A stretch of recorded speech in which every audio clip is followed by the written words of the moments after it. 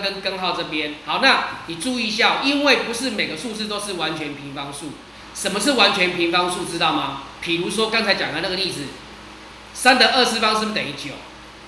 对不对？我们说这个9就叫完全平方，就是刚好有个整数刚好平方等于它的。比如说4的平方是等于16，我们说这个16呢就是什么？完全平方。那因为不是每个数字都这么好，对不对？所以我们就数学就用一个东西，我们发明，我们用了根号来表示该数的平方根。所以呢，你看一下，请问你3的平方根我们要写什么？我们要写的是正负，注意哦，符号出来了哦，正负根号3，这个呢就念作根号3。好，把它写上去，根号3。所以5的平方根呢，你猜，就是正负根号。所以呢，你就知道重点啦。来，请问你，如果在 a 大于0的情况下，请问你 a 的平方根你要怎么写？a 的平方根 ，a 的平方根你就要写正负根号 a， 就是正负根号自己啊。所以7的平方根正负根号7， 8的平方根正负根号8， 9的平方根就是正负根号9。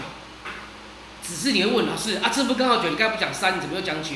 等一下我会告诉你化简，你就记住，反正就先记，任何数的平方根就是正负根号自己。而且平方根一定会有2个，这样会吗？我再说一遍哦，因为这边你很容易会记错哦。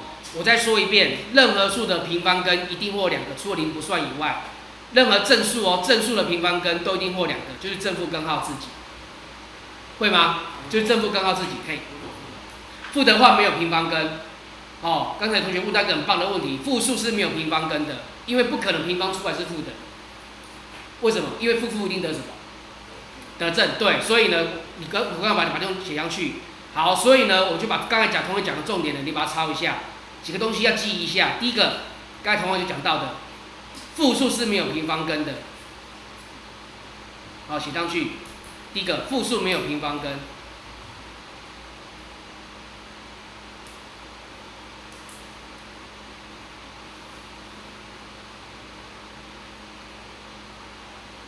好，然后呢，第二个你要会的是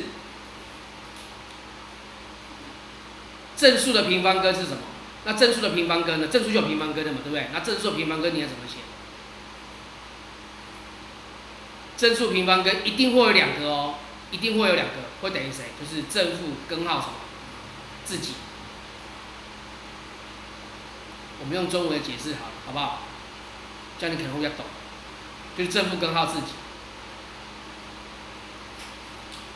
OK， 可以吗？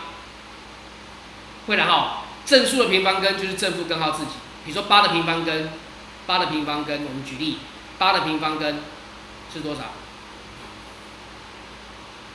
就正负根号自己，那你也怎么写？就是正负根号8。那当然，你可不可以写成根号8，还有负根号8？可以哦，这样是 OK 的。这2个答案都对。这2个答案都对。你写正负根号8 OK， 你写那个正负根号8 OK， 你写这个根号8、负根号8也可以，2个都可以。因为等一下你在填答案的时候，现场的同学你没有这个问题，但是那个线上的同学，因为等一下你在写的时候你写不出来正负这个符号，对不对？所以你要填2个答案，然后中间用逗号把它隔开来。会了哈 ，OK， 好，再来第3个你要背的东西是常见的完全平方。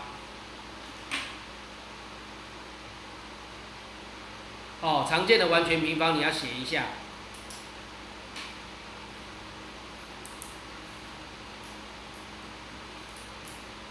好，那不好意思哦，那个1到10我就不写了，什么意思？1的2次方是多少？1， 2的2次方4， 3的2次方9，那个我就不写了，好吧？因为那太简单了。你有背9万应该就会嘛，就是1 1 2 2 3 3 4 4 5 5 6 6，有没有？6 6 36嘛，7 7 49 8 8 64 9 9 8 11，那个你会吗？我就不写了，我要你背的是这个。11开始，11、12、13，二次方哦，14、15、然后16，再来17，好，这个要写这边好了，18、19，都是二次方哦，20、21，不用急，24、25，我先给你的是常用的啦，哦，都是常用的，还有最后一个2的14方，这样就好了。哦，总共这几个。好，那你就边写边背咯，好不好？边写边背。来，请问你11的二次方是多少？11乘以11就是121。12的二次方是12乘以12，144。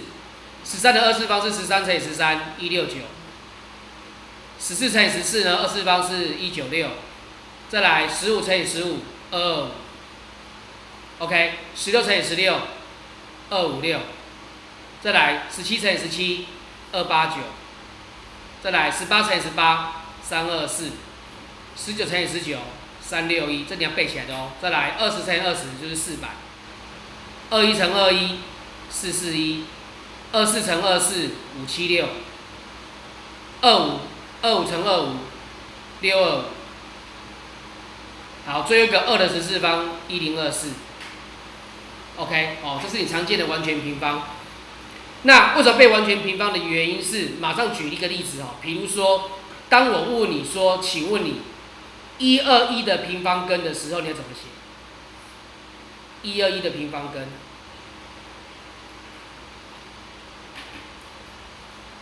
哦，等一下我会给你哦。121的平方根，根据我刚才讲的规则，就是正负根号多少？121，对不对？然后呢，你看哦。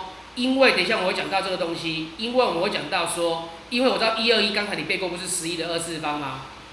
你就会发现这个二次方跟根号是可以消掉的，所以答案就变成正负11。